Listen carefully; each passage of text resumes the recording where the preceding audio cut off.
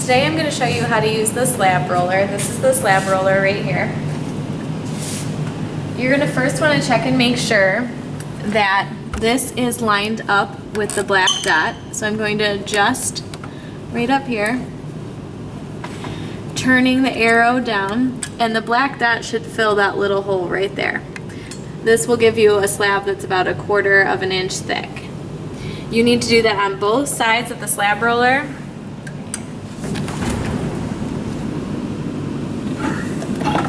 And you may have to lean down, oops, so that your head is level.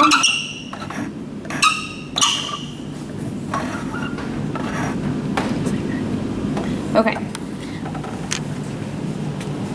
Now that it's all set up, I'm going to take my clay, place it in between the two sheets. This part is really important. If it's not in between the two sheets, clay is going to get all over this wheel and be stuck in there, and you'll have to clean it out.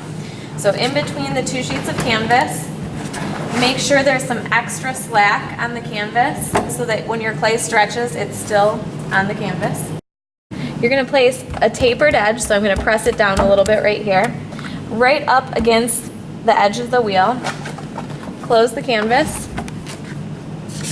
And then I'm going to hold the canvas and turn the wheel. You turn the wheel towards the clay, and you might need to pull slightly on the canvas to get it to roll through. Once the canvas stops advancing forward, you can open the canvas up, and you'll have a nice flat piece of clay. To get the clay off the canvas, I'm going to take a piece of paper, set it on there so that it doesn't stick to my bat, and set the bat below the canvas, or on top of the canvas. Flip it over, and try not to stretch the clay. And then you'll have a nice slab. Okay, now I'm going to strengthen my slab by taking a rib tool. You can use a wooden rib tool. This is a rubber rib tool. I'm going to get it wet and pull across the slab.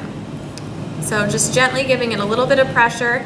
I'm lining up all the particles right now to make it nice and strong. You could see before that there were little cracks in the clay. So this is just aligning all the particles. And I'm going from left to right, and then I'm going to go from top to bottom.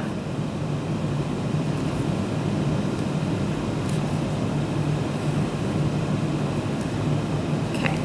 Now I'm going to flip the slab over. And when I flip the slab, it's going to switch things a little bit. So basically cover it with my hand.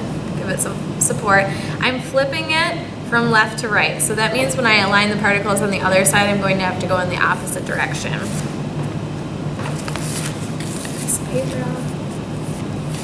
Okay, so since I flipped my slab, this time I have to go from left to right. But the top of the clay stayed in the same position, so I can still go from top to bottom. I just switched the left and right sides of the clay.